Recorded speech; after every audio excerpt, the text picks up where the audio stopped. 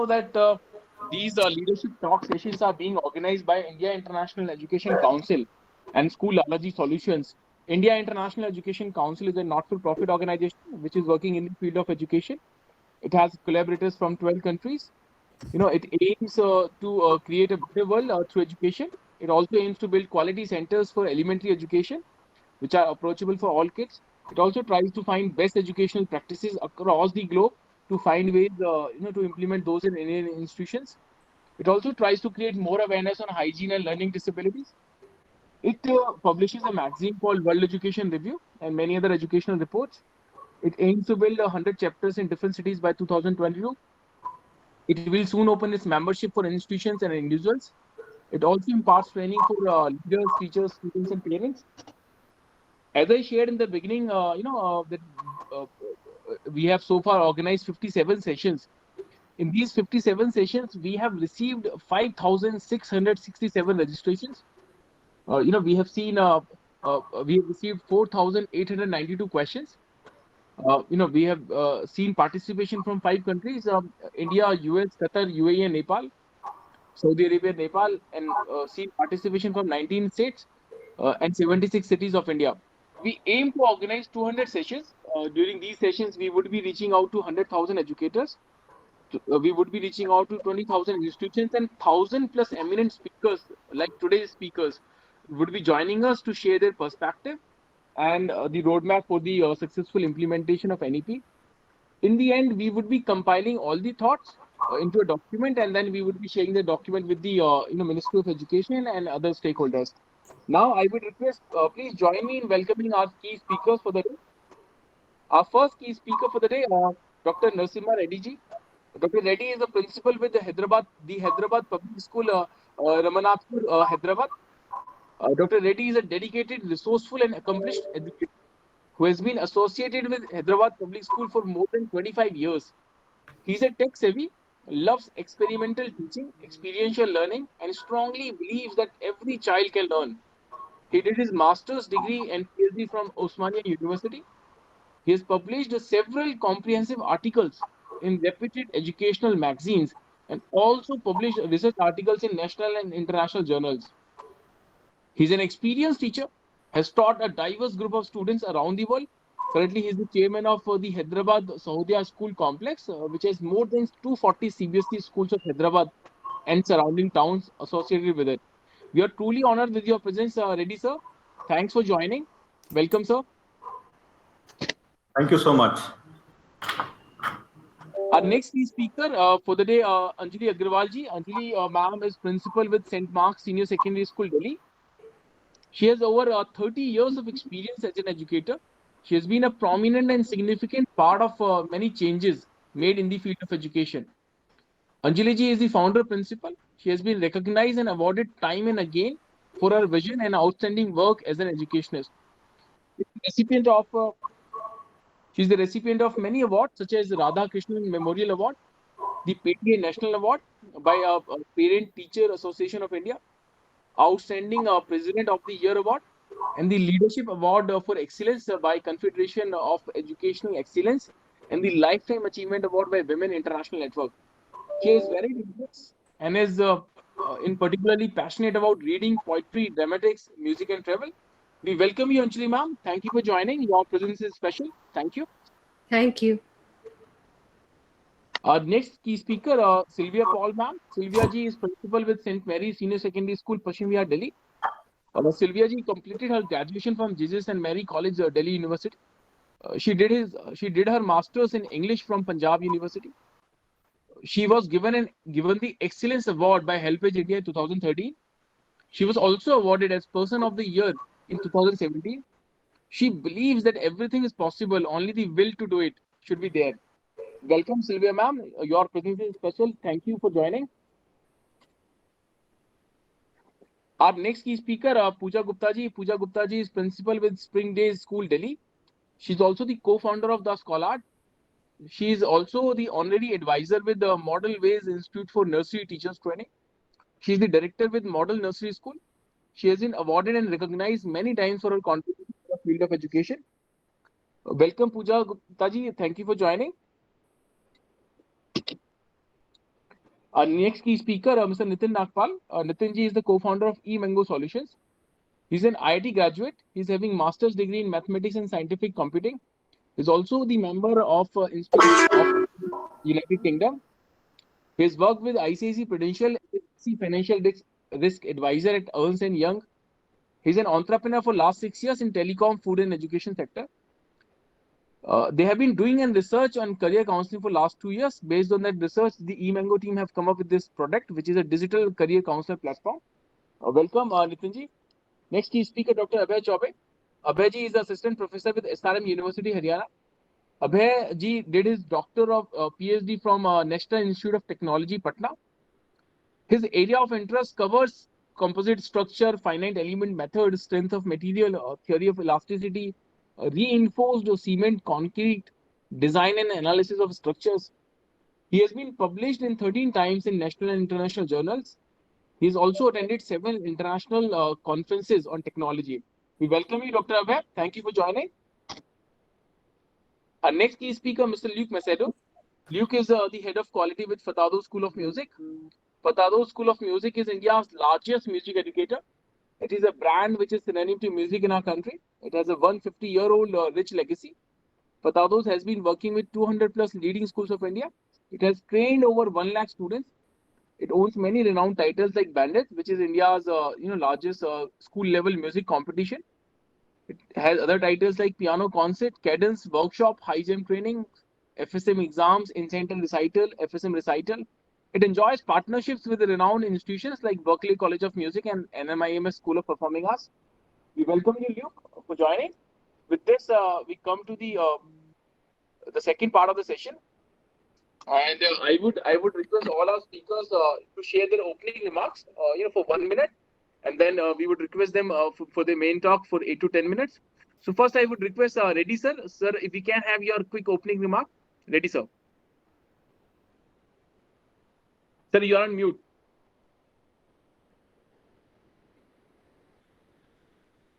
Good afternoon, everyone. Thank you, Mr. Pratap, and my co-panelists, Ms. Anjali, Pooja, Nitin, Yashwinder, Luke, Sylvia, and Mr. Paul.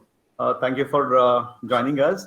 It's really wonderful to know that this great initiative has been taken by these people.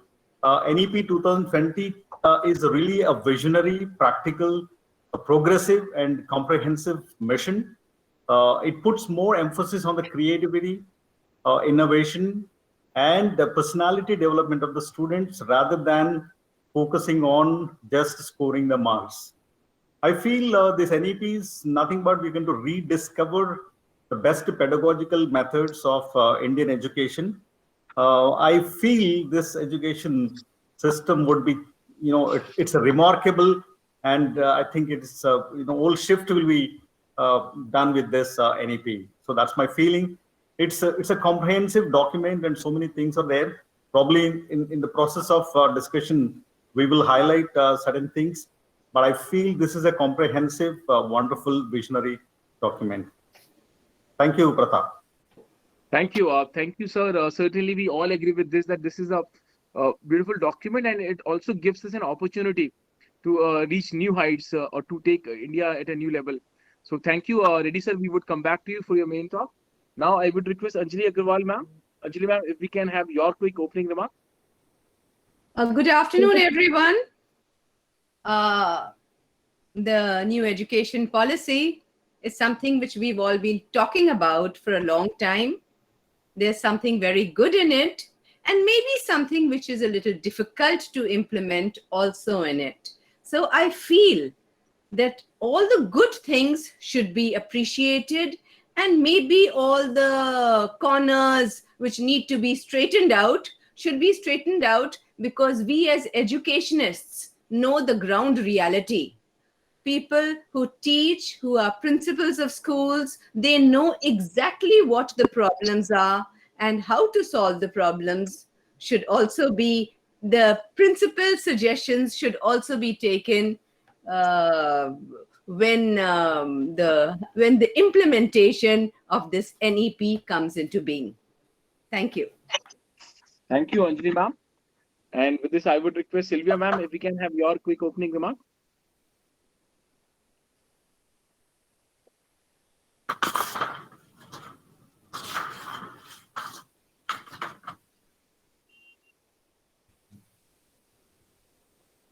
Sylvia ma'am, I believe you are on mute.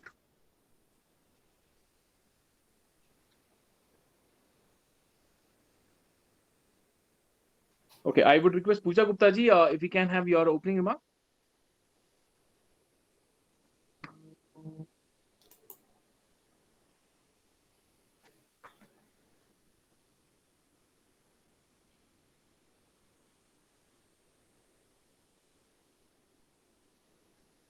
So,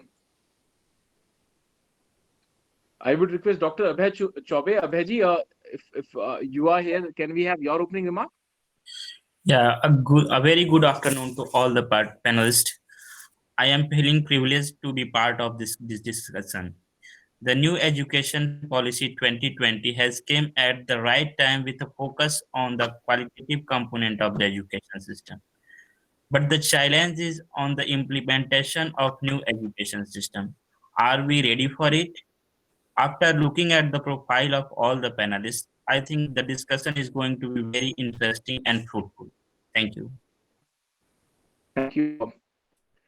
So, our other panelists are in the process of joining us. Sylvia ma'am is facing some technical glitch, so we just logged. She will be trying to join us back. So, with this, we come to the second part of the session, which is the main. We will begin with Reddy sir. Reddy sir, we would begin with you. For this main session, all these people get 8 to 10 minutes, and we have also received many questions. So eventually we would be presenting those questions to you. So Reddy sir, over to you. I would request, you are an institution in yourself, sir. You have seen it all. I would also request you if you can suggest some, some one or two, ideas in order to implement, this policy, which all schools, all the participant schools or all the viewers can, apply at their respective school. Over to you, Reddy sir. Pratap, thank you so much. We have gone through a new education policy 1980s, and then after this successively, this new education policy 2020 has come into the picture. But of course, which has given a lot of time. By 2030, we have to implement this new education policy. As I was mentioning, it is quite comprehensive document, and the vision and mission what included in this is very, very broad. So as of now, I would like to focus on a few things, because it's impossible for anyone to talk about many things of new education policy. And I think most of the teachers, my school teachers are here, and the teachers are from different schools also joined this wonderful session. They must have already attended so many NEP panel discussions or PowerPoint presentations, whatnot. This has been going on for last, I think, couple of months. And sometimes, people are bored with this NEP discussions also. But I'm not going to mention what exactly NEP has mentioned, what are the things which are listed out in NEP, because by this time, I'm sure most of us understood what are the bullet things or bullet points of NEP. But I would like to focus on certain things which I feel very, very important, and wherein principals and teachers' role is very, very significant. And as Abhay was mentioning, Dr. Abhay was mentioning how far it is practically possible. Dr. Abhay, I would like to mention that definitely it is possible, but the major stakeholders, teachers, principals, and parents, of course, students, who are takers and then givers. So as long as we participate enthusiastically and we participate with confidence, certainly it is possible. I would like to mention certain things. Even I've taught in US, and at the time I used to wonder why our education system is like this, why the education system in other countries is different. Main thing is, till now we have got very, very rigid separation of the subjects, which we call it as silos. Silos means, that's a thing, where grains are stored. One silo is for something, one silo for some other thing. So we have been the subjects are compartmentalized, and botany is separate, zoology is separate, chemistry is separate, physics is separate, mathematics is separate. So this is strong feeling is there in the students' minds. But the whole world is moving on, and majority of the countries, the border lines between various subjects has been already erased. But thank God now, that's a main thing which is included in NEP, and we have to remove, we have to wipe out the border lines between the subjects. That's what it's clearly, it mentions there is no hard separation of curricular, extracurricular, co-curricular, arts, science subjects. You cannot consider each and everything as a separate subject. And as off late, we also have been studying, there's a biochemistry, biophysics, a lot of combination of subjects has been there. But here, and recently CBSE has introduced a wonderful initiative, which is integrating art to the subjects. Yesterday only we have filled up all the details of the students. That's a wonderful thing. You can include art, you can include math, you can include physical education in each and every subject. Like, we should not consider subjects as a separate entities. Here, of course, new education policy, government can say, oh, it has to be like this. But here, ultimately, it has to be done by the teachers. Like, when physical education teacher is talking about the measurements of the fields, how fields have to be there, then he has to talk about so many other things.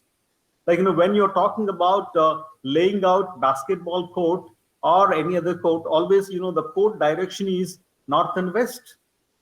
It cannot be, north and south. It cannot be east and west. The direction is always, why it is so? So you have to explain then and there.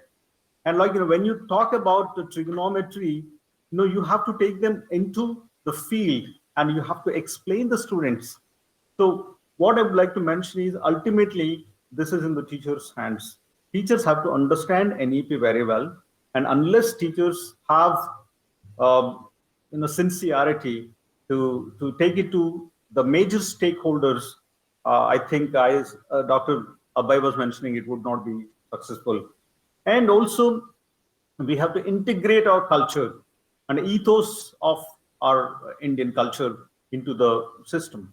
Like, when you talk about values, you can bring the values or the ethos of Ramayana, Mahabharata. You can talk to the students. What are the values? So integrate all these values into the teaching. That's what integration of technology, integration of Indian culture, integration of ethos, integration of sports. So that's what NEP says. Of course, needless to say, ICT is the greatest thing. In other way, other side of the coin of this pandemic, and thanks to this pandemic, one way, I'm not saying that this is a great thing for us, but if you look at the positive side of anything, many children have learned. Today, class 1 child understands how to go online and speak. Probably in future, we might introduce or we might insert this technology into our teaching. And definitely our teaching cannot be like this after this pandemic. So we have to go for a different model. I can say this is a blended model or a hybrid model. And we don't have to call the students to the school just for small things. We can insert whatever, wherever possible, the element of technology and give the benefits to all the students. And also, I would like to mention about inquiry-based learning and experiential learning. And in Indian education, generally we talk to the students, we just always tell something and they have to listen. But we never ask them to inquire. You give a topic and ask them to inquire, and whatever result it is, you have to ask them to record. That's what scientific temper has to be developed in children. Experiential learning is very, very important. Unless child goes through certain experience, whatever it is, and here again, both parents and teachers also have to have that adaptation, or you can say tolerance towards the children. Children make mistakes, but always you have to you have to accept the mistakes. We have to allow the children to make mistakes. Unless they make mistakes, and they will not be able to learn. So that is what experiential learning. So we need to allow the students to make mistakes. And another important thing I would like to mention is this particular NEP, which has mentioned that we have to teach life skills to the students at every grade. It is not that, we should not wait till students come to class 9 or class 10 and then talk about some kind of life skills. Life skills, maybe the set of life skills are different in different places.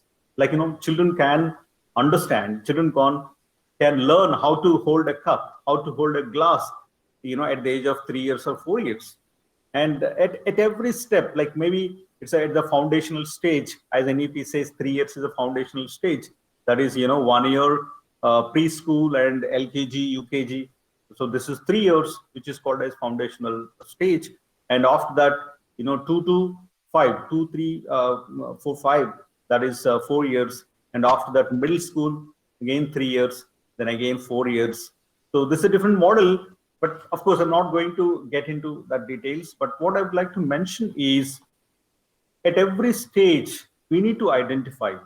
As teachers, probably NEP does not mention what kind of life skills have to be taught.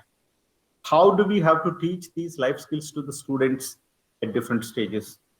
It is the responsibility of our teaching community. Principals have got a lot of responsibility, and teachers have responsibility. We need to identify the set of values, the set of skills which can be developed at different stages. At class 2 age, maybe at 7 years age, what kind of skills can be developed? But certain skills are continuous. For example, you talk about communication. So communication is very, very important skill, which can be developed even from nursery stage itself. And suddenly children will not realize the importance of communication when they come to class 10 or 11, suddenly will not be able to start talking about it. So we have to develop, we have to give that opportunity to the children. We have to make them to speak, we have to make them to communicate. So then only, so this kind of things are possible. And our children, we don't allow our children to think on their own. So you have to give a problem. That's what, which is called critical thinking. So critical thinking is the most important thing for anyone to develop. And after that, automatically they learn how to create the things. So critical thinking and creativity are interlinked subjects. And here, how much ever government tries, how much ever we write in the documents, but unless if teachers are not able to take it to the children, it is not possible to implement. And here, and also children should be problem solvers. They should solve their own problem. And we should not be doing as for other members, I always talk about helicopter parenting to my parents and my teachers. Before any help is required, before even child talks about help, the parents are hovering over the children and they're ready to help, jump in and help. This kind of things will not help the children. Actually, parents are damaging, their own children's confidence and self-esteem. They cannot be confident. Let them fall, let them get up, let them learn let them get the bruises. That's what life is. So let them solve their problems. Once they fall down, once they commit a mistake, once they make a mistake, and they understand what kind of mistake it is and how to rectify. That's what, problem solving. And also a collaboration is the most important aspect which is required in present corporate world or everywhere. Collaboration and team spirit. Due to whatever reason it is, maybe I blame the parents, because parents don't want their children to mix up with other children. Parents don't want to share their children's things with others. They don't want to form a team with others. And everything, parents are giving more than what children require. So that's the reason children are not able to develop the team spirit. They want to do independent things. I want my own things. I want to do something independently, which is not a life skill, because ultimately, whenever they pass out from the school and pass out from the university, they have to work with others. Everything will be a team. If team spirit is not developed in our children, and what kind of citizens do we expect? Certainly, that is most important thing. And interpersonal skills, again, uh, I suggest all of you to go through. There is a document which is developed by CBSE on this 21st century skills. You can search in the net, and what are all the different models you can use to develop this 21st century skills. There are a lot of quizzes, maybe stories, a lot of methods are there. And you need to include these things in your lesson plans, and you need to talk about these things. And finally, there's the most important thing, and our children are not able to cope with the stress, and emotional imbalance is very commonly seen in the children. A lot of reasons are there, because parents are pressurizing to get marks. Parents have intolerance. They don't tolerate if a child gets less marks once. They say, how come you get less marks? How come someone is getting more marks? So even parents also do have to have tolerance, and they have to excuse their children so that they will be able to cope with stress and emotional balance can be included.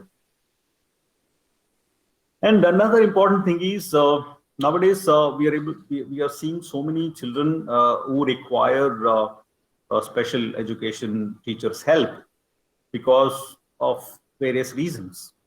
Lot of reasons are there for that. Maybe sociological reasons, maybe economical reasons, maybe different reasons. Children are not able to perform. Maybe health grounds. The learning difficulties are there. And but every time we are trying to push them, or if a child is not able to do or not able to perform well, we are just discarding them, and we are asking the parents to withdraw the child from the school. But instead, there's a wonderful thing which is being mentioned by NEP again, that is about open schools. I request all the principals and even teachers also to go through how this NIOS, National Institute of Open Schooling, works. It's a beautiful platform wherein exams can be conducted by NIOS on demand. NIOS conducts classes on demand, does not require any attendance. A lot of flexibility there. So NIOS can accommodate any kind of child, even children who are engaged in special things. For example, a child plays tennis, not able to attend the school. You can suggest NIOS. NIOS is equivalent with any other boards like CBSE or ICSE, and which is valid even with NIOS degree or NIOS qualification. One can join even IIT also. So absolutely. So these are all other things, we have to include everyone, and we should not pressurize the children. So these are all the other ways where we can accommodate the children. And another important thing I would like to mention is, as Pratap was mentioning in my profile, that I'm the chairman of Hyderabad Sahodaya Schools Complex, wherein especially it is mentioned in NEP that all schools have to be grouped under Sahodaya complexes. Where a lot of learning can happen, we have to share. Sharing knowledge always is important. And tomorrow we have a session like wherein we are sharing inspiring ideas of teaching with all 240 schools of Hyderabad Sahodaya School Complex. So probably we can participate and we can conduct more of that kind of sessions to fulfill this particular requirement. And another thing, with this I'm going to finish. I think my time is over, Pratap. I'd like to talk about alumni also. Alumni do a great job. I don't know, some of you have started schools very recently, but our school is 50 years old. Our alumni are everywhere in the world, and they are doing extremely wonderful job. And whenever they come to Hyderabad, we ask them to share their success stories with the children. And we have started the entrepreneurship program to the children. All entrepreneurs, successful entrepreneurs across the world are giving talks to the children, like, how they were in the school. And one person was telling, I was useless in the school. When my teacher asked me to speak a few words, I utterly failed. I almost got fainted on the stage. The next time again, teacher asked me to give a talk, but next time also I was not successful. But the same guy, he got a seat in IIT, and he went to Michigan University to do his MBA, and has become very, very successful entrepreneur. And his company value is a couple of $1 billion now. And when this kind of alumni share their stories with the children, children get connected with them, and the impact is so much. And I suggest principals and teachers of other schools to invite such a successful alumni to your schools and let them share their success stories, so with which students definitely get connected and they do their best. Thank you so much. Thank you. Big thanks, sir, for sharing your thoughts in this good detail. And we all agree with you that post-pandemic, education would not be the same, which was there before the pandemic. I also appreciate your these terms, the helicopter help. So we certainly and we all absolutely discourage that helicopter help, and we all agree with you that sharing is the most important way of enhancing one's own knowledge, as well as creating the learners across spectrum. So big thanks, sir, for sharing your thoughts, and I would come back to you with questions. Now I would request Anjali Agarwal ma'am, ma'am, if we can have your thoughts on this national education policy. Anjali ji. Good afternoon once more, everyone. Mr. Pratap, Mr. Reddy, my co-panelists, and dear teachers and friends who are listening to this program.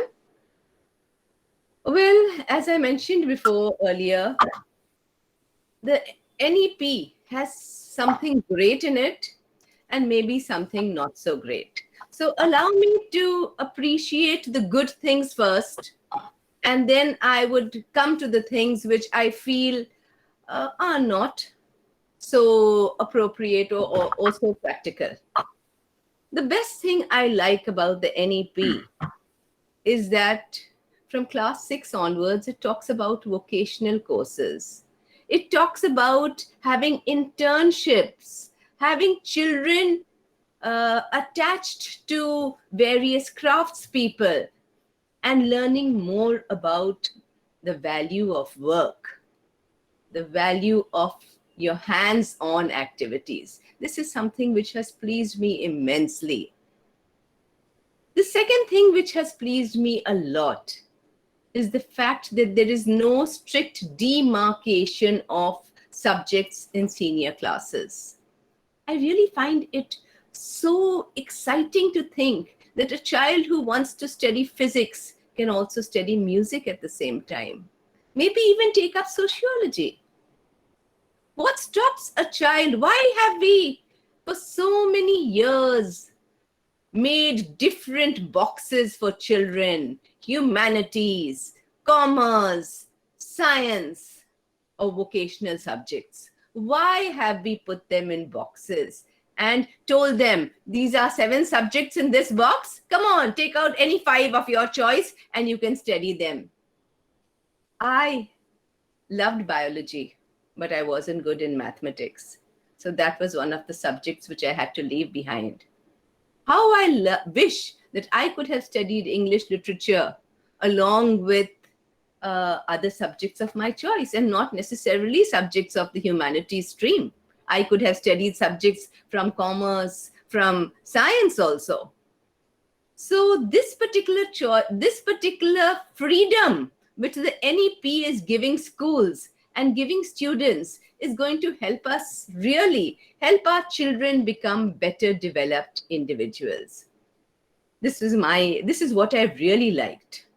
Another thing I've liked is, of course, coding compulsory from class 6 onwards. Of course, The whole world knows.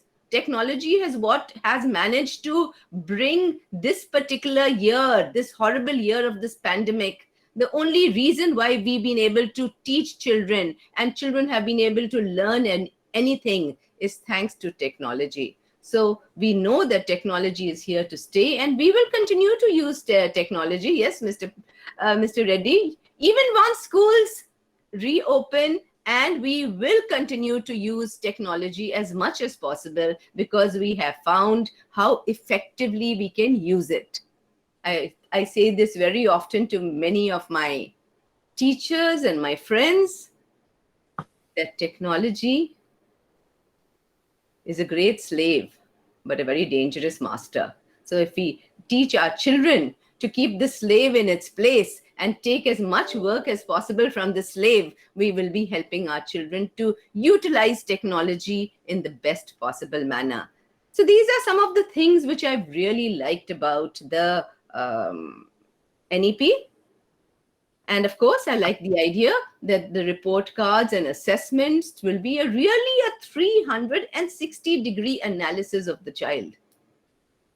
It will consider every possible aspect of the child, his personality, his interests, his hobbies, the games he likes to play, as well as how well he does in various subjects.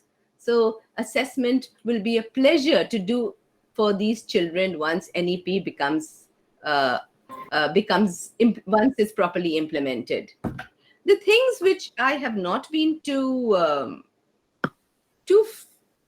happy about is, pardon my saying so, is this insistence on the mother tongue. All of us learned our mother tongue at home, in our mother's laps. We didn't learn our mother tongue in schools. We learned how to communicate in that language. We learned how to read and write in that language. We didn't need a school to teach us our mother tongue. And what about those families where there are 3 languages? Supposing the mother is a Bengali, the father is a Maharashtrian, and the child is living in Delhi. Consider that child. Which particular language would we consider that child's mother tongue? Because in most of the metropolitan cities, it's going to be a problem. There are people from cosmopolitan families, and it's not as if only one particular language can be considered its mother tongue. So I'm just talking about these things. Of course, a child is comfortable in his mother tongue. That is to be understood. But have we forgotten one thing? That till the age of 5 and 6, the more languages you expose a child to, the more the child can learn. It's very easy for a child to learn and to master languages at a young age. And you try to teach the same language to the child when the child is much more grown up, you will face problems. So this is a thing which I do appreciate, that our country is a diverse country with so many languages. So how are we going to be getting teachers to teach in so many languages? And will we get the appropriate resource material also? These thoughts came into my mind, so I thought I should talk about these points. Another thing is that, don't you feel somewhere along the line, English seems to have taken a back seat? I am definitely all for our official Indian languages, but I do realize the importance of English in today's world. And so does the parent.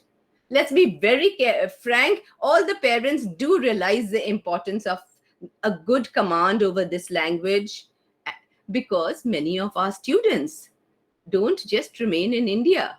They go all over the world.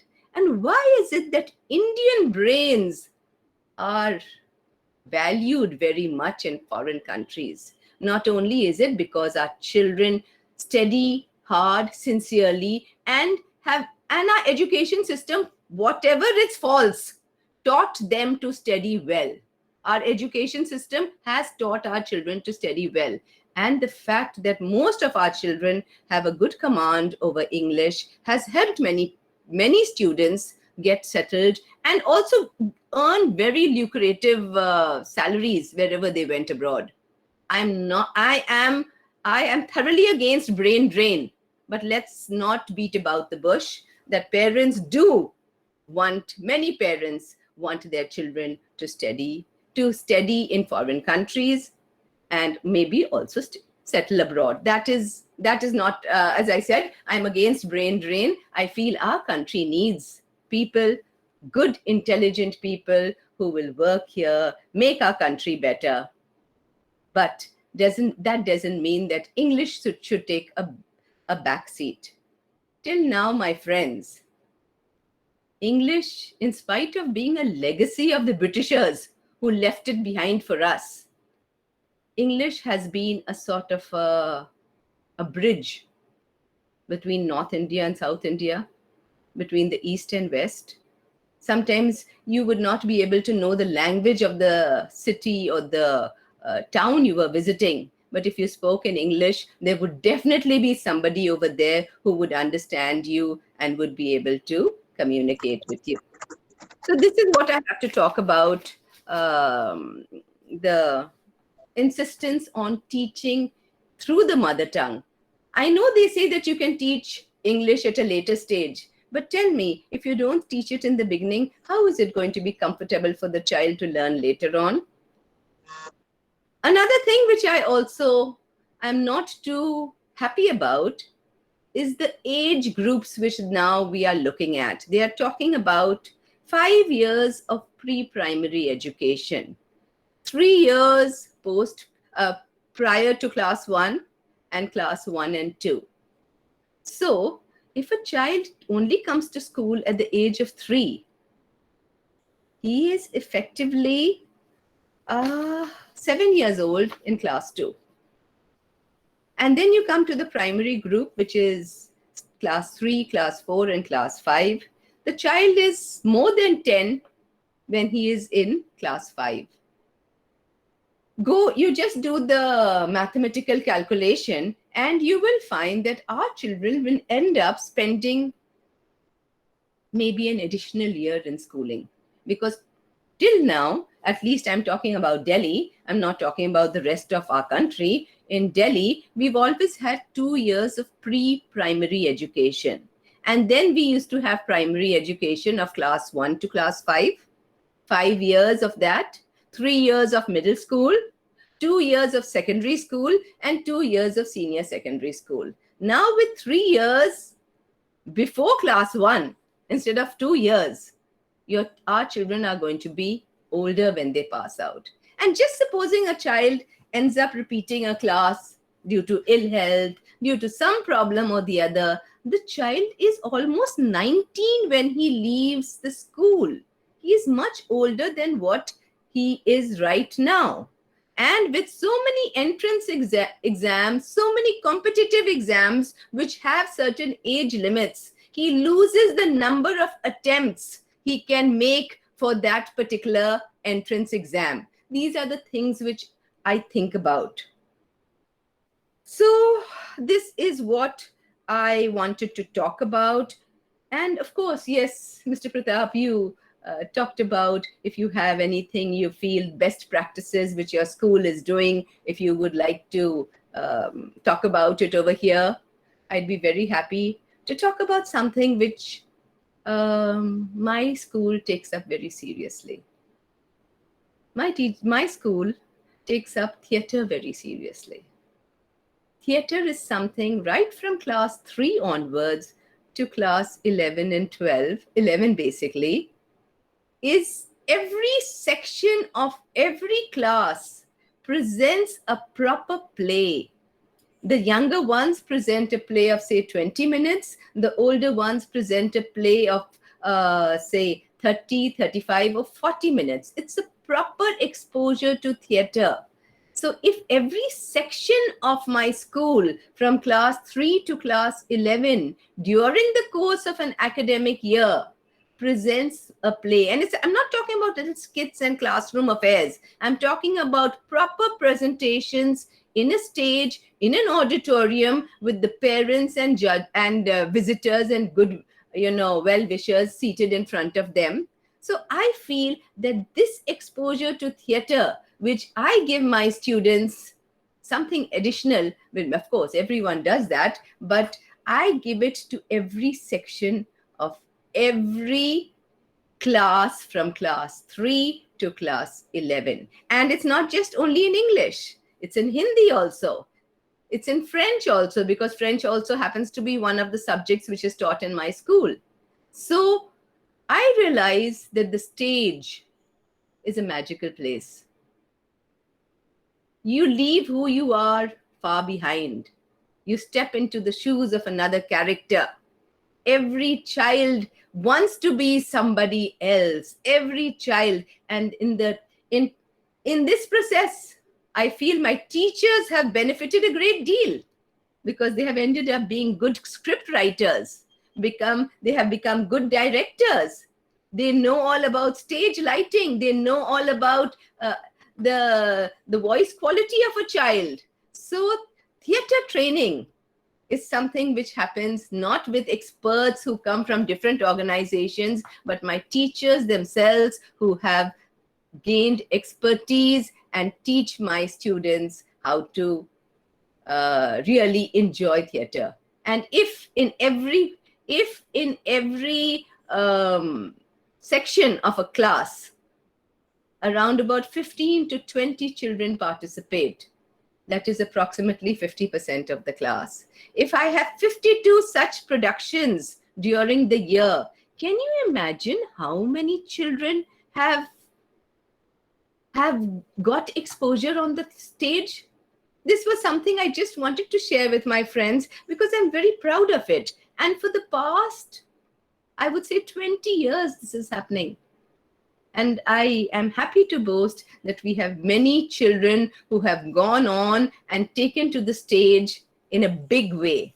They have been doing very well, not only in Bollywood, as stand-up comedians, as anchors. We gave them this particular platform in school, which they utilized well. Once more, back to the NEP, the National Education Policy. Please do not feel that I just was very critical. I'm very happy with the way NEP has tried to take education out from maybe a dusty box and dust it out and throw some new life into it. My good wishes to all my co-panelists, and I hope I have not overstepped my time. Thank you. Thank you, Anjali ma'am. And certainly we all agree that theater is a magical place. And big thanks. This was, this was very unique that every kid has to perform. Every kid has to play its part. So big thanks for sharing that. And certainly I don't think like you were critical. I would say that you were, giving a roadmap, where we need to be more cautious, and how we can implement it, and how we can take out the maximum benefit out of it. So big thanks, Anjali ma'am. We'll come back to you with questions. Now, I would, because we have Mr. Nitin Nagpal from eMango. So Nitinji, we missed your opening part. So over to you, if we can have your views and ideas, Nitinji. Yeah, thank you, Rajul. I would love to congratulate you for taking such an amazing effort. And thank you, Anjali ma'am, for enlightening and empowering all of us with such a wonderful and knowledge. And I would also like to thank and congratulate everyone present here for taking out your precious time for the betterment of our future generation. NEP has already been discussed from various perspectives and angles by a lot of people. NEP 2020 or any education policy of any country aims at two most important things. Number one, education in its right spirits must reach to everyone, even the marginalized section. Number two, people, especially our future generation, should be working in the areas which match their skills and aptitude so that they can help in building a better nation, as well as their personal growth.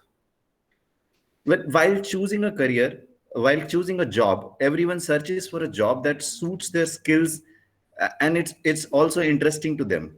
But at the time of choosing a career, enough importance is not given to the interest, aptitude, and personality. Yesterday itself, I was having a word with one of my friend. He is a doctor. तो just उनसे discuss करते वक्त I was just talking कि एक बच्चे के लिए क्या करना है, something like that we discussing. तो क्या कि करने को तो कोई बच्चा लॉ एलएलबी कुछ भी कर लेता है, बट इवेंचुअली वो लाइफ में क्या करता है वो शायद अलग होता है, that is different. But what I am trying to emphasize here is कि करियर चूज करते वक्त इन चीजों को, ट्रेड्स को, इंटरेस्ट, एप्टीट्यूड एंड पर्सनैलिटीज को इंपॉर्टेंस नहीं दी जाती, and these are not merely the dictionary words. So to resolve this, we have come up with a technology platform, which I would like to show you in a while. I'll just allow me to share my present by my screen.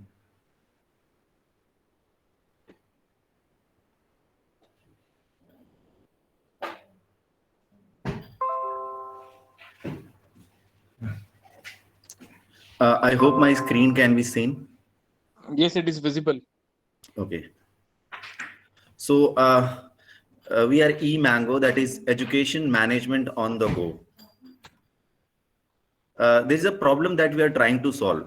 The conventional ways of choosing a career and admission planning for a child seem not to be the best ways. Now, what are the conventional ways?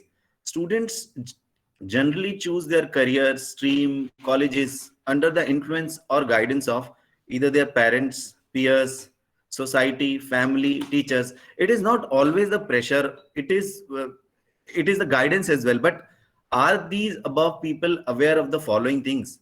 Are they aware of all the career options that are available? Do they know the importance of child's interest, ability, personality, and emotional intelligence?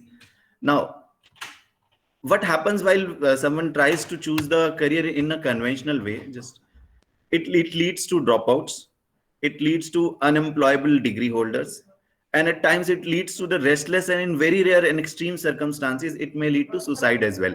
Now these are not our mere assumption, we have fact for this.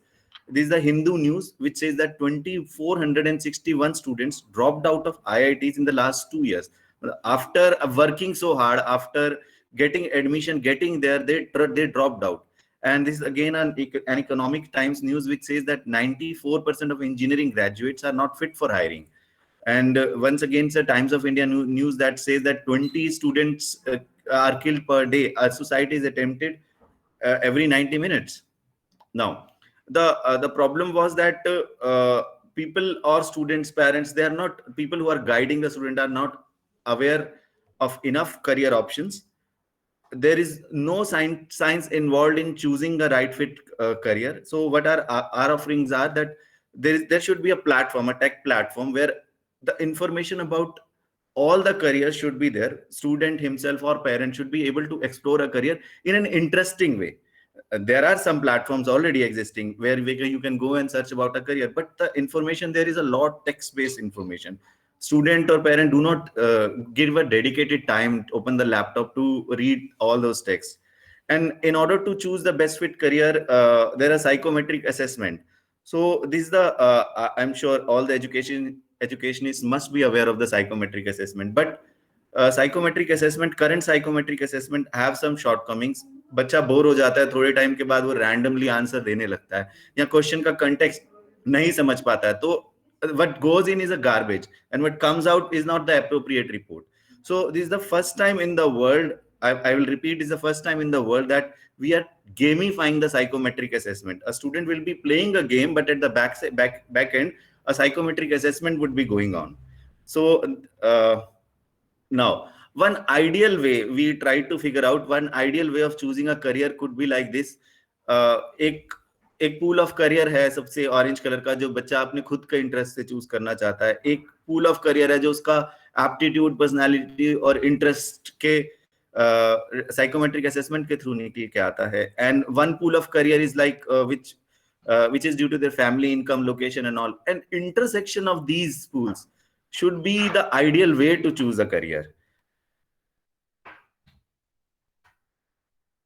Now, this is a survey that we conducted, in which a question was asked to the parents whether they want such a platform where they can explore the careers, colleges, and exams. Where 92.4% parents said yes, and then again 94.4% said that yes, the scientific way, such as knowing the personality, interest, and aptitude, can help a student to find its right fit career. These are now what are our uniqueness is that we have a career library, and we are making the career library very interesting. I'll just show you the portal in a while. And we are working in order to convert the test into psychometric assessment. We are working with the R&D department of IIT Delhi, and this is our team. Professor Purnima Singh, she is HOD of psychology department, IIT. Sunil Dangi is IIT Kanpur graduate. He is my co-founder. I am myself. Dr. Vijay Pandey is helping us from France. He's a consultant psychometrician. Then Meera here, she is a counselor. She was a counselor in IIT Delhi, IIT Mumbai. Now, this is our team. And I would just like you to take you to our portal.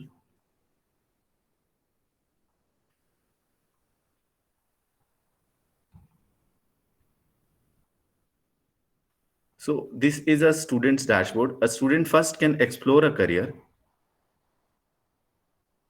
He can know about any career. Say she wants to know about ophthalmology. What are the skills required? What are the future prospects? What are the salaries?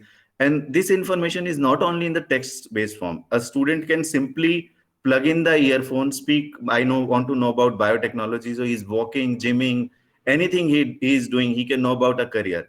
What are the various paths? What works he will do? What are the top colleges? What are the course information? All these tabs will have information about the colleges and all. What are the career specialization that he can go to? What are the skills, personality, interest are needed? What are the future prospects, current future, near future, long term future? What are the past job trends? What were the number of jobs in 2017, 18, and 19?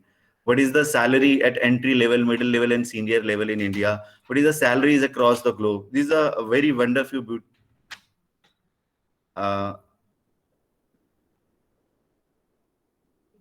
after exploration of the career, a student can go to find out the best fit career for you. Generally, a question is asked from the students कि आप क्या बनना चाहते हैं life में, and many students they do not have the answer. Now there is a character called hero. These are a mascot. The hero will help the students to know what are the best fit career. He'll just have to play the game, and then he can know the career. And after once the career is known, the next important step is the path. Which path he can go, what are the entrance exams, these are all the entrance exam. इसमें क्या opening date है, क्या closing date है, इसकी important dates, what are the courses offered, what are the eligibility criteria and all. Now after that he can explore the colleges. And this portal automatically is AI and ML based. It automatically gives the suggestion to the student कि आपके profile पे आपने जो information डाली है, and according to your psychometric assessment, what are your suggested careers, what are your suggested entrance exam. A student can shortlist that whatever the exams and careers and colleges. After shortlisting, as soon as he shortlists the student, वो उसको shortlist में जाता है section में, it will go, and the portal will automatically keep on sending the notification to the student कि अब ये exam open हो गया है, अब ये एग्जाम की डेट निकलने वाली है. Before 1 week it will start sending the reminder. And all this can happen from the school's own dashboard. I would just like to show you a small video of this.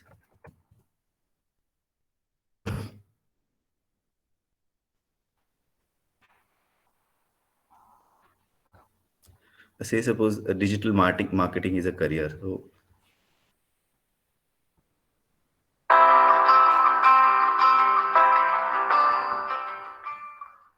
are you someone who has solid analytical and planning skills and good imagination? Do you have knowledge of marketing? Do you like writing contents? How good are you at social media? Hi, I'm Tanisha Quadra, your career coach at eMango. Let's dive right in to find out how you can use your passion and turn into a career in digital marketing expert. What is digital marketing? How to become a digital marketing expert? What are entrance exams, colleges, fee each time one of their welfare of the company. So every information is given in the audio visual format. A student can just speak and listen about the critical information about any career. And we hate text like anything. That is why every information is in form of video only. Key, what are the 4 steps that are needed in order to excel in your career? Explore, find the best fit career for you, move on the path, and finally reach at the top. So we are using 4 traits in our psychometric assessment. One is aptitude, one is personality, one is interest, and then is the strengths. Now strengths are needed in order to plan a development plan for a student's career. And how this happens through the school's website. I'll just, for example, this is a school website. On the website itself, we have provided a link, explore career. Student can go to the school's website, explore career, and then he can start exploring any career. And we have taken care of NEP into this. Right now, a career can be searched through the stream, but going forward in future, whenever he'll have to choose which subjects he has opted in class 11th and 12th, and he will know the careers that he can pursue. So that was it from my side. Thank you for being with me. I was over to you, Rajat. Thank you, Nitin, for sharing this modern way of choosing, one's career, and with the advent of NEP, this becomes very important. So big thanks, Nitinji. Now I would request Dr. Abhay. Dr. Abhay, you represent the higher education side of the world of education. In the morning, we had a 57th session, and one of our speakers told us that this is the time of Industry 4.0. But our academia is not ready to take the advantage of this. We are not creating that right pool of talent. So I would request if you can share more detail, how we can connect the higher education world to the school education side, and the more vocational studies. Dr. Abhay, over to you. Thank you, sir. Once again, good evening to all. The education is a fundamental for achieving full human potential and for promoting national development. Right to education help to achieve more than 95% enrollment in primary education. So the quantity component is fulfilled, but qualitative education is still waiting to see the light by the day. Now I'm coming to the higher education. Similarly, the higher education is facing qualitative issue with rote learning without any practical use by acquired knowledge. This leads to unemployability. That Nitin sir was saying that in one survey it was said 92% of the graduates are not unemployable. Therefore, the government of India has introduced a new education policy to fill the gap and address various challenges facing the Indian education system. The new education system is outcome based. There is more focus on vocational courses. There is more focus on hands-on practice so that students can satisfy industrial demand of quality. There must be some collaboration between university, higher university, and industry. There must be tie, like they must work together, like they must establish one platform there a student can work and learn what are the current demand. Like SRM University Shonipat Haryana has already started its quality education journey by establishment of a center of excellence with Siemens Industry Software Limited. There a student can enhance their practical knowledge and become competent to get a place in any industry. The other main feature of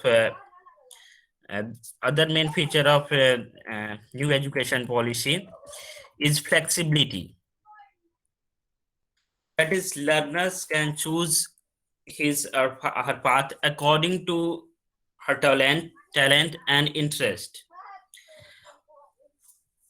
The other is like a new. This is the best part. Like anyone can, as Madam was said, anyone can study music with physics. Anyone can study any subject. That is the good part of the new education system. Like in various organizations, there is choice based credit system is there, but still there is some limitations. That is not open. Like they have giving option like out of 10 you can select anyone, but that is not a complete open system. The another main thing is the new education system has multiple exit and entry system. That is good for a student. Anyone can resume their study at any point. If anyone quitting after first year, he will get certificate in graduation. If he's quitting after second year, he will get diploma, after third year degree, and after 4 year research. The the conclusion is the new education system has come with great mission, improve quality, but I was saying that implementation is not impossible. That Reddy sir was saying that it is I was saying that implementation is more challenging. Like from sixth class, the coding is required. Vocational training. Are we teachers are well trained to start that?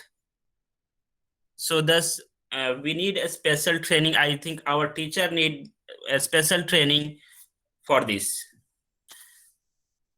With this word, I will pause myself. Thank you. Thank you, Dr. Abhay, for sharing, your suggestions. Now, I would request Luke. Luke, you represent the art side of education, and this NEP, has a special mention, about the art, and it is trying to integrate that with our formal side of education. So, I would request if we can have your perspective. Yes, yes. Thank you so much, Rajulji. I've been hearing a lot of very, very awesome points, in fact, right from the beginning. Just want to let you know, my name is Luke. I work in Fataro School of Music, and I represent the co-curricular side of the NEP. We are actually quite happy with the new curriculum, with the new policies that have been brought about, because they say that yes, the co-curricular activities are also going to get their due credit. Of course, they were getting the credit before. People like students like us, musicians like us, we were exposed to a certain amount of music education, art education in school. But I'm sure we would have it.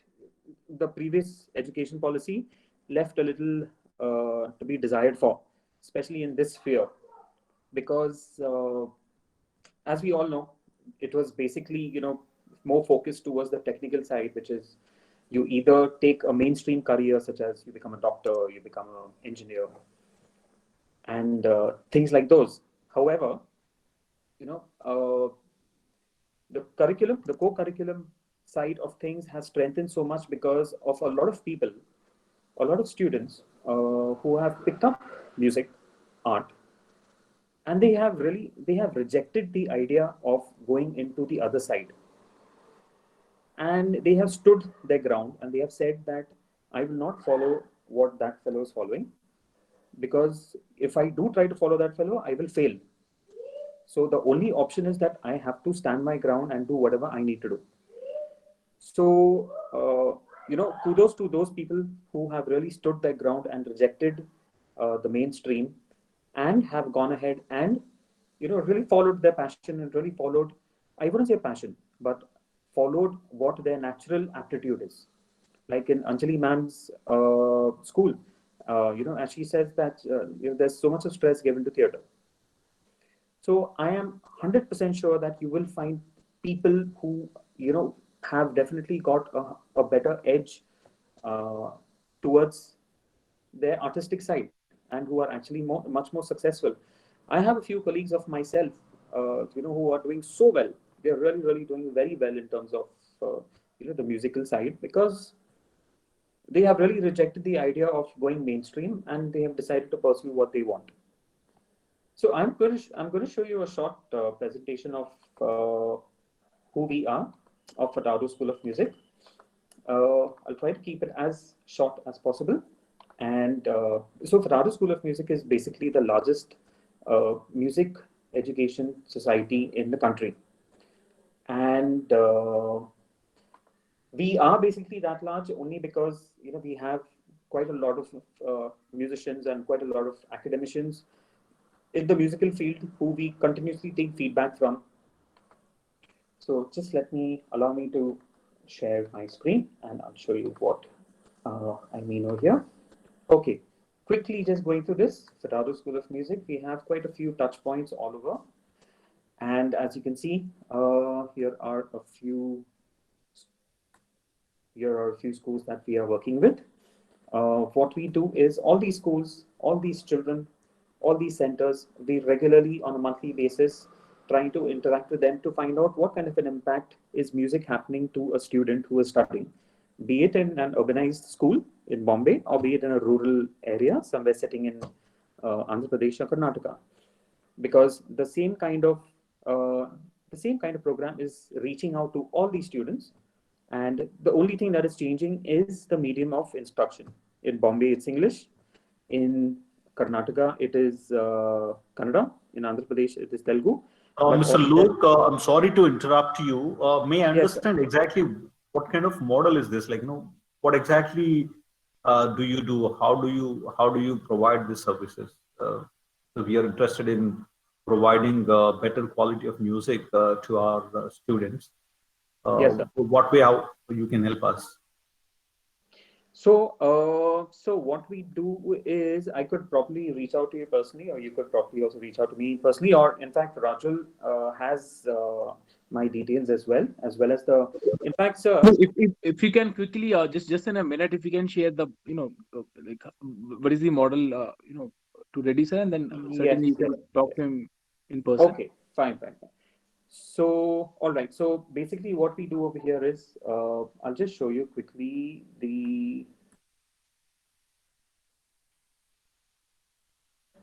this is your ideal room setup of a keyboard. This is, basically a school has come up and said, all right, I want to install a keyboard setup over here. We provide the keyboards, we provide the sound systems, we provide everything in that room, and we call it, you could literally call it a musical laboratory, which you set up inside your school.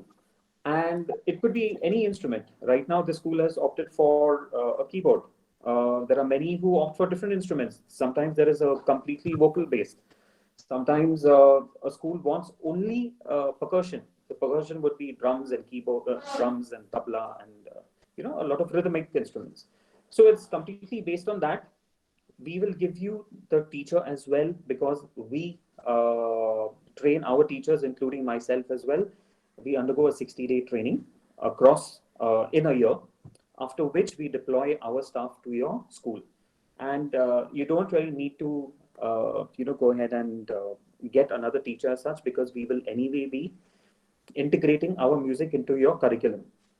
So let's say if your curriculum for your year begins with the theme for the first 3 months from June to September is, say it is the weather.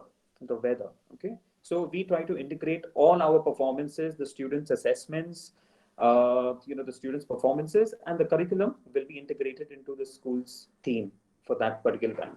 There will be regular quality checkups, and we will ensure that everything is as per plan. So this is basically your ideal setup. The books are also provided by us. The instruments are provided by us, and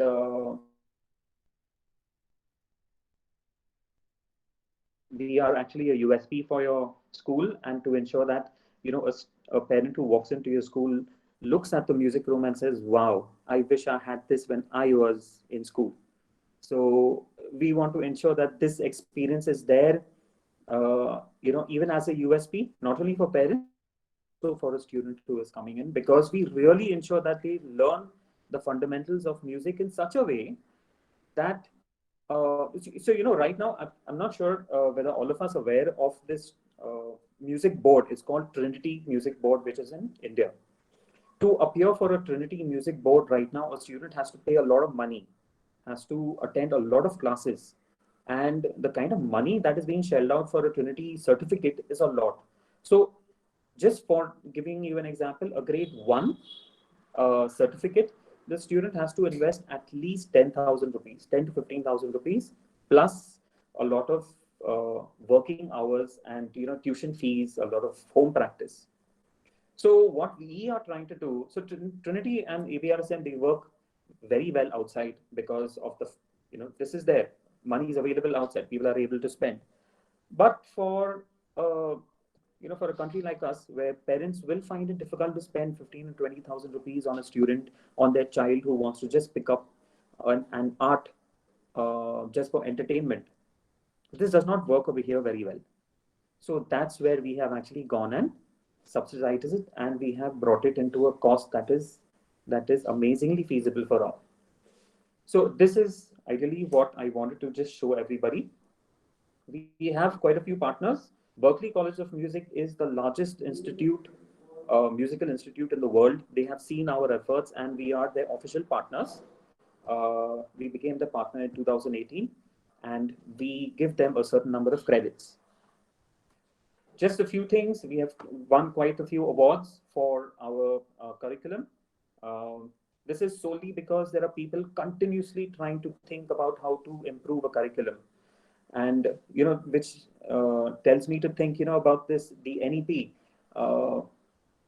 It's such a big move on behalf of the education department. And for it to be implemented across all schools is going to take so much time, because honestly, I can tell you from my side, if we have to make even one small change, let's say in a vocal curriculum, in a singing curriculum, it takes almost 2 to 3 months for it to reflect in the entire country across all our schools. So I can really understand the amount of expanse that is going to be needed for the NEP 2020 to show its effects. It's going to take years. So anyone expecting it to be, fast results, I don't think that's going to happen. So anyway, that's all what I wanted to show. Thank you, Rajulji. If any questions, I will definitely be here only for questions. Thank you. Thank you. Thank you, Luke. And with this, we come to the last part of the session, which is the open house. We have already received many questions. So I would request all our speakers, to take these questions and share your perspective. So, Reddy sir, I would request if you can take the first question.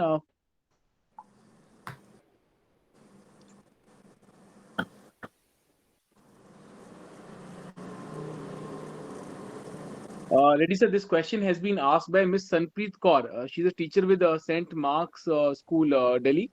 Sanpreet ji has asked, according to NEP, what should be the right age of children at the time of admission? Do you think it would get changed or get diluted? Reddy sir. As per Pratap, as per NEP, now the child should start going to school at the age of 4 years. In 4 years, that is preschool. Actually, now it is 3 years, but it has been increased to 4 years. At the age of 4 years, child enters into the school that is in preschool. After that, at the age of 5 years, he will be in LKG. At the age of 6 years, he will be in UKG, and vice versa. Then after that, he will be in class 1, 2. So age is, yes, it is 1 year increase. Right. Thank you. Anjali ma'am, I would request if you can take on this one. This has been asked by Ms. Manisha Pathak. Manisha ji has asked, will NEP be ever be able to reach villages? Anjali ma'am. Well, I do hope it does reach the villages. And when the government is set on doing something, I don't think anybody can stand in the way of the government. This is the flagship, basically, of what the government has come up with, and they will make all efforts to make sure that it reaches the village schools. But what I realize that with governmental organizations, funding is such a problem, and getting teachers. How many teachers? We have a major shortage of teachers in the government schools. How can we have such wonderful flights of fancy? How can we talk so well about the future unless we invest today in having better teachers, better institutions, and giving teachers some freedom? The more we hedge our teachers with rules and regulations and telling them what to teach and how to teach and what not to teach, we shackle our teachers. I am always a person who speaks in favor of giving the teacher more freedom. It's her classroom, his classroom. They are kings or queens in their classroom. Let them teach, let them deliver the goods, and I have faith in every teacher. Right. Thank you, Anjali ma'am. Reddy sir, I would come back to you. This question has two parts. This is again a very regular question to almost all of our sessions. First question is, will the medium of instruction in mother tongue up to fifth standard affect English medium schools, or what would be the impact? Number one. This actually, Pratap, this question is, this particular thing is bothering everybody in the country, and which is the main objection across the country, especially from southern states, especially Tamil Nadu. They're strongly objecting to have. Tamil Nadu actually, they don't want Hindi, but they are okay with mother tongue. But cosmopolitan culture is there in Hyderabad and Bangalore. I think practically it is almost impossible to impose this. I feel it is imposing on the people, as Ms. Anjali Agarwal was mentioning. It's not possible. And first of all, how do you determine mother tongue? Like, sometimes, mother is from one state and father is from one state. And what does child need to study in mother tongue, and how? And they're getting transfers to other places. Like 1-2 years, suppose 2 years, someone studies in Hyderabad and learn Telugu, they get transferred to Tamil Nadu. The child does not understand anything. And it's a major problem even for government officials also. Central government employees get transfers very frequently from one state to another state. If someone gets transferred from, say, Bangalore, who is studying Kannada, to Orissa, it's like, Greek and Latin. It's impossible to implement this. But however, education is it is in the concurrent list, and central government has already given a clarification on this. Government will not be imposing this, will not be pressurizing. So this is left to the respective states to take a decision.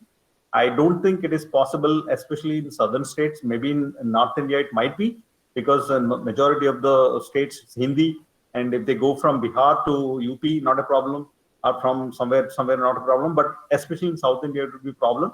I think state governments will not take a decision in favor of this particular thing. Okay, that's very important guidance. Thanks, Anjali ma'am. I would again come back to you for another question. This is again also a very regular question. What would be the impact on board exams? So many people believe that this NEP dilutes the aura of aura around board exams. But what is your assessment? See, I would like to say one thing. There has to be a national examination board. There has to be a board, whether it is a CBSE, ICSE, or whatever you call it. But there has to be, because how do we send our children into colleges? How will a child get admission in a college unless there is a particular testing board? So I do not feel that the boards per se will be out of a job. They'll have to continue with conducting examinations. Thank you. Now I would request Nitin Nagpalji, if you can take this question. Nitinji, are you here?